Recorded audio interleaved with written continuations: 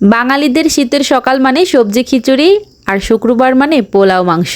কিছু কিছু খাবার ওয়েদার ডিমান্ড, আবার কিছু কিছু খাবার বিশেষ দিনে রান্না করা হয়, তাই না? বাঙালি মানেই তো ভোজন রসিক, বাঙালি মানেই দুপুরে পেট ভরে খাওয়া আর আরামদায়ক একটা ঘুম। সো হ্যালো এভরিওয়ান, আসসালামু আলাইকুম। আপনারা সবাই কেমন আছেন? আমি আলহামদুলিল্লাহ ভালো। আজকে ভিডিওটা সকাল থেকে শুরু করেছি। ফ্রিজ খুললেই তো এখন নানান রকমের সবজি, তাই না? সকালে একটু জমিয়ে খিচুড়ি রান্না করা হোক, রাতে ভেবে রেখেছি সকালে উঠে আজকে খিচুড়ি রান্না করব। প্রতিদিন এক রুটিন নাস্তা করতে করতে আর ভালো লাগে না। ফ্রিজে যা যা সবজি ছিল সবকিছু সুন্দর করে কেটে নিয়েছি। সঙ্গে ছিল মুগ ডাল, মুসুরির ডাল আর পোলাওর চাল। ভালো করে মশলাটা কষিয়ে চালগুলো দিয়ে দিলাম, ডালগুলোও দিয়ে দিলাম, সবজিগুলো দিয়ে দিলাম। ভালো করে একটু কষিয়ে নিয়ে গরম পানিটা দিয়ে দিলাম। পানিটা একটু বেশি করে দিয়েছি কারণ এটা একটা পাতলা খিচুড়ি হবে, একদম মুচমুচে ডিম ভাজা দিয়ে এই টাইপের খিচুড়ি খেতে কিন্তু ভালোই লাগে। সঙ্গে মাংস হলে তো আরো বেশি ভালো, একটু আচার হলে তো একদম জমে ক্ষীর হয়ে যায়, তাই না? তো যাই হোক, ভালো করে যখন চাল ডাল সবজি সবকিছুই ফুটে যাবে তখন এখানে একটা বাগার করে নিব। বাগার বলতে এই তো সম্ভার। খিচুড়ি রান্নার শেষে পেঁয়াজ রসুনের এরকম একটা বাগার করে নিলে কিন্তু দারুণ বেশি মজা হয়, তাই না? ফ্লেভারটাও খুব সুন্দর হয়। আমি আসলে এখানে শুকনা মরিচ ব্যবহার করি, তবে আমার বাচ্চারাও যেহেতু এই খিচুড়িটা খাবে এর জন্য শুকনা মরিচটা দিলাম না। আমার খিচুড়ি রান্না করা একদমই কমপ্লিট, গরম গরম সবাই খেয়েও নিয়েছি। তো এই তো হচ্ছে দুপুরে রান্না বান্না করব। রান্না বান্নার জন্য অর্ধেকটা গুছিয়ে গেলে দেখা যায় কি বাচ্চাদেরকে নিয়ে খুব তাড়াতাড়ি রান্না করা যায়। অর্ধেক বলতে এই যে এখন একবার গুছিয়ে যাব, তারপর আরেকবার আসবো আর কি। যেমন এই তো নাস্তার পর যতগুলো বাসন ছিল সবগুলো ধুয়ে নিয়েছি, ডাল বসিয়ে দিয়েছি, মুরগিটা ভিজিয়ে নিলাম। আজকে মুরগি রান্না করব, ডাল রান্না করব।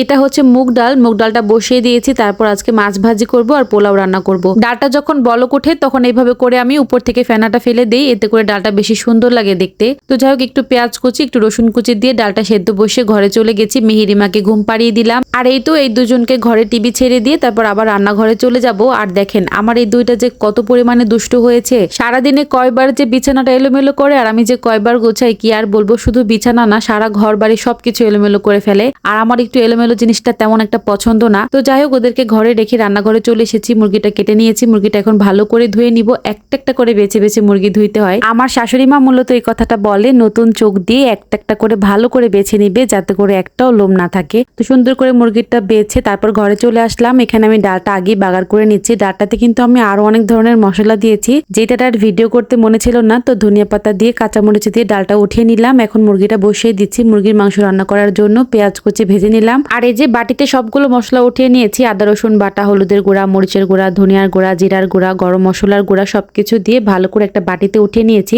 এইভাবে করে রান্না করলে কি হয়, একদম মশলার পরিমাণগুলো পারফেক্ট ভাবে দেওয়া যায়। আর যেদিন খুব তাড়াহুড়া করে রান্না করতে হয় ওই দিন আমি এইভাবে করে বাটিতে তুলি, তারপর রান্নাটা করি, না হলে তো এমনিতেই রান্নাটা করি। আর আমি সংসার জীবনের শুরুতে আমার শাশুড়ি মায়ের কাছ থেকে রান্না বান্না শিখেছি। এভাবে করে বাটিতে মশলা তুলেই পরিমাণটা করে শিখেছি আর কি। আমি মশলাটা খুব ভালো করে কষিয়ে মুরগির মাংসটা দিয়ে দিলাম, পাশের চুলায় বসিয়ে দিয়ে এখন আমি পোলাওটা রান্না করে নিব। আমার মনে হয় 3 চুলা থাকায় আগে যত রান্না সুবিধা হয়েছে তার থেকেও বেশি সুবিধা এখন হচ্ছে, কারণ যেহেতু বাচ্চাদেরকে নিয়ে খুব তাড়াতাড়ি রান্না করতে হয়। আর রান্নার ভেতরে যদি ছোট জন উঠে পড়ে তাহলে তো আর রান্নাই করতে পারি না, চুলা বন্ধ করে ওকে নিয়ে বসে থাকতে হয়। তারপর আমার শাশুড়ি মার কাছে দিয়ে তারপর আবার রান্নাঘরে আসি। মানে এরকম করতে করতে সারাটা দিন চলে যায় আর কি। তো মুরগিটা ভালো করে কষিয়ে নিয়ে ঝোলের পানি দিয়ে দিলাম, আর এদিক থেকে পোলাওটাও বসিয়ে দিয়েছি। প্রায় হয়ে গেছে। এখন শুধু নিচে একটা মোটা তাওয়া দিয়ে দিব যাতে করে নিচেটা না পড়ে যায়। একদম সুন্দর ঝরঝরে হয় এভাবে করে রান্না করলে। সাথে আর পাঙ্গাস মাছ ভাজি করব, যে কারণে ভালো করে মশলা মাখিয়ে রেখে তারপর টুকটাক হাঁড়ি পাতিল ছিল সেগুলো কয়টা ধুয়ে নিচ্ছি। রান্নার পরে কতগুলো যে বাসন নোংরা হয় কি আর বলবো, এগুলো ধুইতেই মনে হয় এক সারাদিন চলে যায়। হাঁড়ি পাতিল সবগুলো ধুয়ে বেসিনটা পরিষ্কার করে এখন এই তো রান্নাঘরে আমার পোলাও রান্না করা কমপ্লিট। ওই দিক থেকে মাংসটা তো হচ্ছে, আর এখন শুধু মাছ ভাজিটা বসিয়ে দিব। মাছ ভাজা হয়ে গেলে আজকের মতন রান্না বান্না শেষ। পাঙ্গাস মাছটা ভাজি আর ভুনাই বেশি মজা লাগে, তরকারি দিয়ে আমরা একটু কম খাই। আমরা বলতে আমি আর কি, আমাদের তো কেউ আর খায় না, শুধু আমি একাই খাই আর আমার জামাই একটু খায় আর কি। তো যাই হোক, এদিক থেকে আমি মাছটা খুব সুন্দর করে আগে ভাজি করে উঠিয়ে নিয়েছি। একই তেলের ভিতর একটু পেঁয়াজ কুচি দিয়ে দিলাম, হলুদের গুঁড়া, মরিচের গুঁড়া, 2টা কাঁচা মরিচ দিয়ে সুন্দর করে একটু ভাজি করে মাছটা দিয়ে ওলট পালট করে নামিয়ে নিব। মাছ ভাজির সাথে এরকম একটু মশলা হলে অনেক বেশি মজা লাগে ভাজিটা খেতে। পোলাও দিয়ে তো মাছ ভাজা আমার অনেক বেশি পছন্দ, এর জন্য মাছ ভাজাটা করেছি। আমার জামাই আবার বলেছিল একটু ডিমের কোরমা করতে। তো বাচ্চাদেরকে নিয়ে এত তাড়াহুড়া করে রান্না করার ভিতরে আরেকটা পদ রান্না করতে গেলে দেরি হয়ে যেত, এর জন্য আর রান্নাটা করিনি। এই তো আজকের মতন আমার রান্না বান্না কমপ্লিট, সব খাবার টেবিলে দিয়ে দিয়েছি। বাচ্চাদেরকে খাওয়াতে খাওয়াতে বিদায় নিয়ে নিব। আজকে আমার ভিডিওটি কেমন হয়েছে জানাবেন। সবাই অনেক অনেক অনেক বেশি ভালো থাকবেন। আল্লাহ হাফেজ।